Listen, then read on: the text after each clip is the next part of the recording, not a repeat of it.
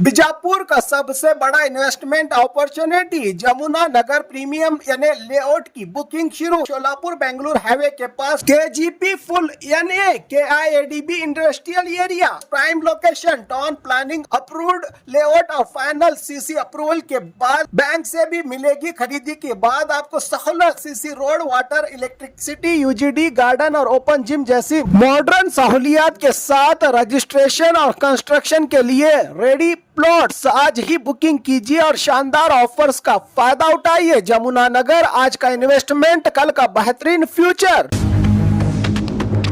ಇವತ್ತು ತಿಕೋಟದಲ್ಲಿ ನಡೀತಕ್ಕಂಥ ಶಾರದಾಂಬಾ ಪದವಿ ಕಾಲೇಜಿನಲ್ಲಿ ರಾಜ್ಯ ಕಾಂಗ್ರೆಸ್ ಸರ್ಕಾರದ ಆಡಳಿತದ ವೈಫಲ್ಯ, ವಿದ್ಯಾರ್ಥಿಗಳು ಪೊಲೀಸ್ ಕಾನ್ಸ್ಟೇಬಲ್ ಒಂದು ಪರೀಕ್ಷೆಯಲ್ಲಿ ಬೇರೆ ಬೇರೆ ಜಿಲ್ಲೆಯಿಂದ, ಬಿಜಾಪುರ ಜಿಲ್ಲೆಯಲ್ಲಿ ಪ್ರತಿಯೊಂದು ಹಳ್ಳಿಯಿಂದ 500-600 ಜನ ವಿದ್ಯಾರ್ಥಿಗಳು ಇವತ್ತು ಈ ಪರೀಕ್ಷೆಯಲ್ಲಿ ಭಾಗವಹಿಸಿ ಇವತ್ತು ತಿಕೋಟದಲ್ಲಿ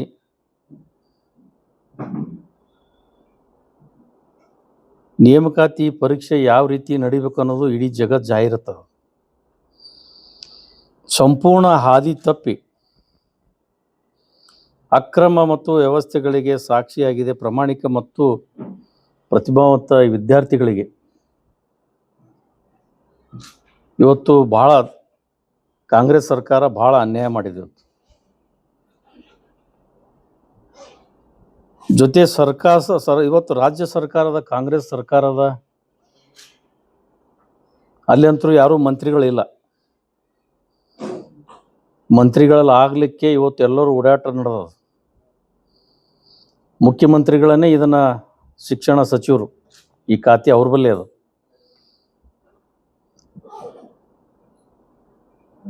ಈ ವ್ಯವಸ್ಥೆ ಯಾವ ವಿದ್ಯಾರ್ಥಿಗಳು ಕಲೀಲಿಕ್ಕೆ ಬಂದ, ಅಭ್ಯಾಸಕ್ಕೆ ಬಂದ, ಯಾವ್ದು ಎಕ್ಸಾಮ್ ಬಂದ ವಿದ್ಯಾರ್ಥಿಗಳಿಗೆ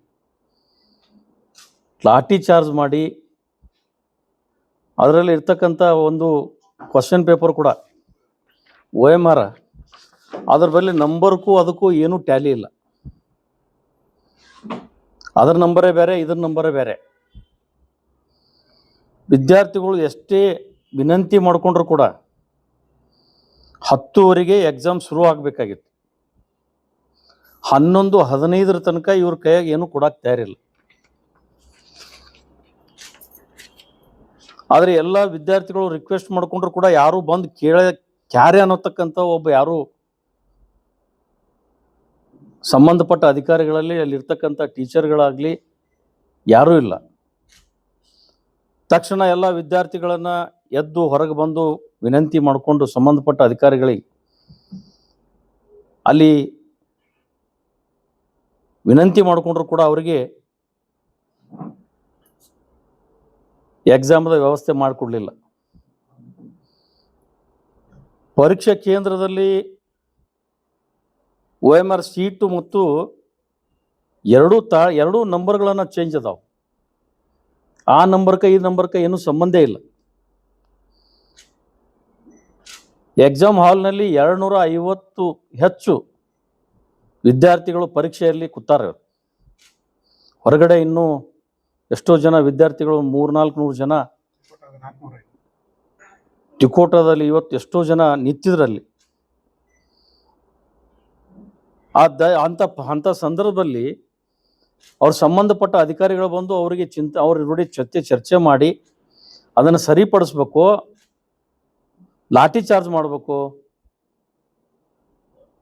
ಇದನ್ನು ತಕ್ಷಣ ತಿಳಿದ ನಂತರ ನಾವೆಲ್ಲರೂ, ನಮ್ಮ ಮಂಡಳ ಅಧ್ಯಕ್ಷರು, ನಮ್ಮ ಬಸವರಾಜ್ ಅವರು, ನಾವೆಲ್ಲರೂ ಕೂಡಿ ತಿಕೋಟಕ್ಕೆ ಹೋದೆವು. ನಮ್ಮ AVP ಕಾರ್ಯಕರ್ತರು ಅಲ್ಲಿ ಅವರು ಬಂದಿದ್ರು. ಒಂದು ಅಟ್ಲೀಸ್ಟ್ ಒಂದು ಸೌಜನ್ಯತೆಯಿಂದ ಇವತ್ತು ಪೊಲೀಸ್ ಅಧಿಕಾರಿಗಳಿಗೆ ನಾನು ಕೇಳಲಿಕ್ಕೆ ಬಯಸ್ತೀನಿ.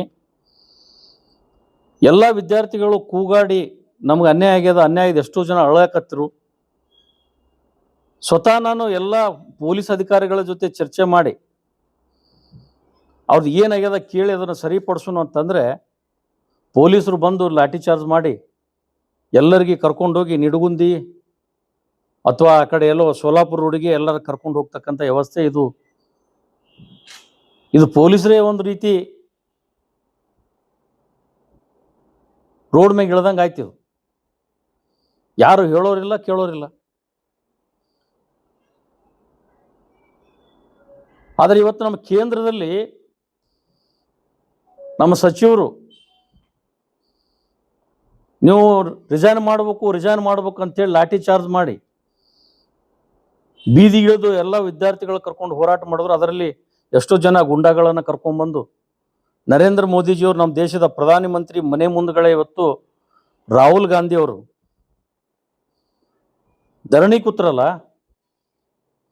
ಅವು ನೀವು ರಾಜೀನಾಮೆ ಕೊಡಬೇಕಂತಂದ್ರಲ್ಲ, ಅವಾಗ ನಮ್ಮ ಕೇಂದ್ರ ಸರ್ಕಾರದ ಮಂತ್ರಿಗಳು ರಿಸೈನ್ ಕೂಡ ಮಾಡಿದ್ರು. ಇವತ್ತು ನೀವೇನು ಮಾಡ್ತೀರಿ ಡಿ ಕೆ ಶಿವಕುಮಾರ್ ಸಾಹೇಬ್ರೆ? ಇಲ್ಲಿರ್ತಕ್ಕಂಥ ಜಿಲ್ಲಾ ಉಸ್ತುವಾರಿ ಮಂತ್ರಿಗಳು ಏನು ಮಾಡ್ತೀರಿ? ಈ ಎಕ್ಸಾಮ್ಗೆ ಎಷ್ಟು ಜನ ಕುಂತಾರ ಅಷ್ಟು ಜನ ಪೊಲೀಸರು ಅದಾರ. ನನಗನ್ಸೋ ಮಟ್ಟಿಗೆ ಇದರಲ್ಲಿ ರಾಜಕಾರಣ ಆಯ್ತು. ಪೊಲೀಸರ ಜೊತೆ ಅವ್ರಿಗೇನೋ ಫೋನ್ ಕರೆ ಬಂದಿರಬೇಕು, ಎಲ್ಲರೂ ಓಡ್ಕೋತ ಬಂದು ಎಲ್ಲಾರ ವಿದ್ಯಾರ್ಥಿಗಳನ್ನ ಇವ್ರನ್ನ ಗಡದ ಜಗ್ಗಿ ಎತ್ಕೊಂಡು ಒಯ್ದು ಗಾಡ್ಯಾಗ ಹೋಗ್ಯೋದು, ಇದು ಯಾವ ರೀತಿ ರೀ? ಇದನ್ನ ಇಷ್ಟೊಂದು ಅನ್ಯಾಯ ಮಾಡೋದ? ನೀವ್ಯಾವ ಉಸ್ತುವಾರಿ ಮಂತ್ರಿಗಳಿಗೆ ನಾನು ಕೇಳಕ್ ಬಯಸ್ತೀನಿ. ನರೇಂದ್ರ ಮೋದಿಜಿಯವ್ರ ಬಗ್ಗೆ ಮಾತಾಡಿದ್ರಿ, ಕೇಂದ್ರದ ಸಚಿವರ ಬಗ್ಗೆ ಮಾತಾಡಿದ್ರಿ, ಈಗ ನಿಮ್ ಬಗ್ಗೆ ಯಾರು ಮಾತಾಡ್ಬೇಕು? ನೀವು ಇದಕ್ಕೆ ಯಾರು ರಿಸೈನ್ ಮಾಡ್ತೀರಿ? ಏನು ಮುಖ್ಯಮಂತ್ರಿಗಳು ರಿಸೈನ್ ಮಾಡ್ತಿರೋ, ಏನು ಉಸ್ತುವಾರಿ ಮಂತ್ರಿಗಳನ್ನ ರಿಸೈನ್ ಮಾಡ್ತಿರೋ? ವಿದ್ಯಾರ್ಥಿಗಳಿಗೆ ಅನ್ಯಾಯ ಆಗಿದ್ದು ಇದನ್ನ ಸರಿಪಡಿಸ್ಬೇಕಂತಕ್ಕಂಥ ಭಾವನೆ ನಿಮ್ಮಲ್ಲಿ ಬರಬೇಕಲ್ಲ. ಇಷ್ಟೊಂದು ಕೀಳು ಮಟ್ಟದಲ್ಲಿ ಇವತ್ತು ವಿದ್ಯಾರ್ಥಿಗಳ ಜೋಡಿ ನೀವು ಆಟ ಆಡ್ತಿರತ್ತಂದ್ರೆ ನಿಮ್ಮ ಮನಸ್ಸಿಗೆ ಸ್ವಲ್ಪ ಏನಾದರೂ ಬೇಕಲ್ಲ. ಅದನ್ನ ವಿದ್ಯಾರ್ಥಿಗಳ ಜೀವನ ನೀವೇ ಹಾಳು ಮಾಡ್ತಿರಲ್ಲ ಅಧಿಕಾರಿಗಳ ಕೂತು ಯಾರ್ದೋ ಮಾತು ಕೇಳಿ. ನಾನು ಎಷ್ಟೇ ರಿಕ್ವೆಸ್ಟ್ ಮಾಡ್ಕೊಂಡ್ರು ಕೂಡ ಅವ್ರಿಗೆಲ್ಲನೂ ರೀತಿ ತಿಳಿಸಿ ಹೇಳಿದೆ. ನಾನು ಹೇಳಿದ್ರು ಕೂಡ ಅವ್ರ ಮನಸ್ಸಿಗೆ ಬಂದಂಗೆ ಎಲ್ಲರನ್ನು ಎತ್ತೆತ್ತಿ ಒಯ್ದು ಗಾಡಿ ಹಾಕೊಂಡು ಇಲ್ಲಿಂದ 40 ಕಿಲೋಮೀಟರ್ 50 ಕಿಲೋಮೀಟರ್ ಅವ್ರಿಗೆ ಒಯ್ದು ಬಿಟ್ಟು ಬರೋದು ಅಂತ, ಇದ್ಯಾವ ನ್ಯಾಯ ರೀ ಇದು? ವಿದ್ಯಾರ್ಥಿಗಳಿಗೆ ನ್ಯಾಯ ಸಿಗಬೇಕು.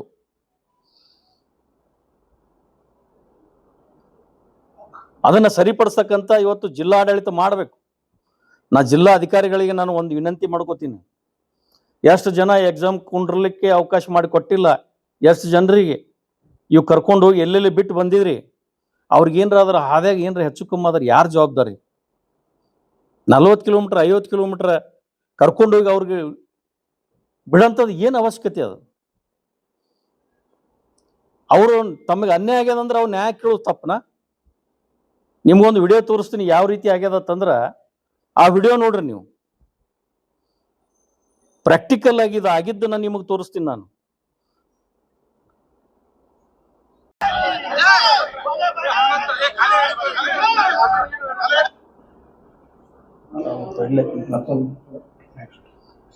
ಈ ರೀತಿ ಇದನ್ನ ಮಾಡೋದು ಸರಿನಾ?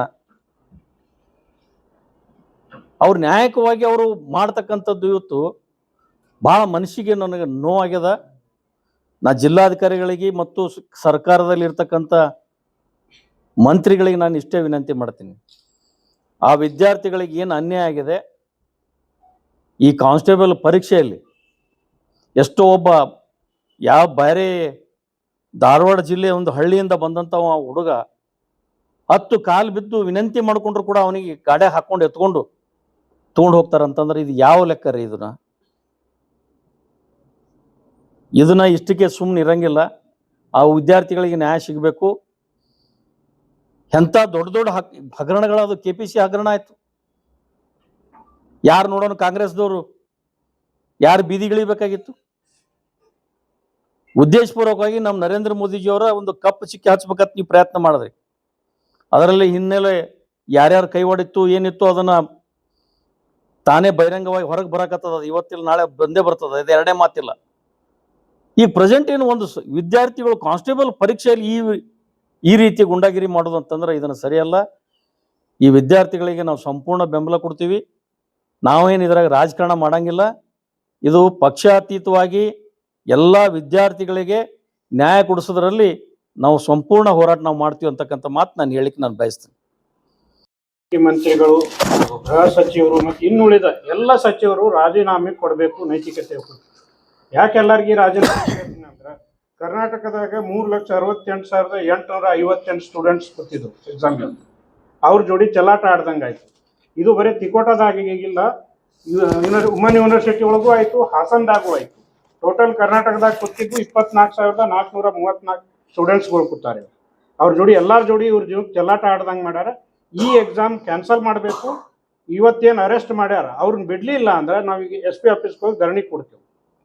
ಮತ್ತು ಇವರೆಲ್ಲರೂ ರಾಜೀನಾಮೆ ಕೊಡಬೇಕು. ಹೆಂಗೆ ನಮ್ಮ ಧರ್ಮೇಂದ್ರ ಪ್ರಧಾನ ನೈತಿಕತೆ ಹೋಗಿ ರಾಜೀನಾಮೆ ಕೊಟ್ಟು ಜಂಜಿಗಳಲ್ಲಿನೂ ರಿಕ್ವೆಸ್ಟ್ ಮಾಡ್ಕೊಳ್ತೀನಿ, ನೀವು ಲಾಸ್ಟ್ ಟೈಮ್ ದಿಲ್ಲಿ ಒಳಗೆ ಜಂತರ್ ಮಂತರ್ ಒಳಗೆ ಯಾರ್ದು ಮಾತು ಕೇಳಿ ಕೂತಿರಲ್ಲ, ಈಗ ಬರ್ರಿ ಹೋರಾಟ ಮಾಡ್ಬರ್ರಿ ಇವ್ರು ಅಗೇನೆಸ್ಟ್.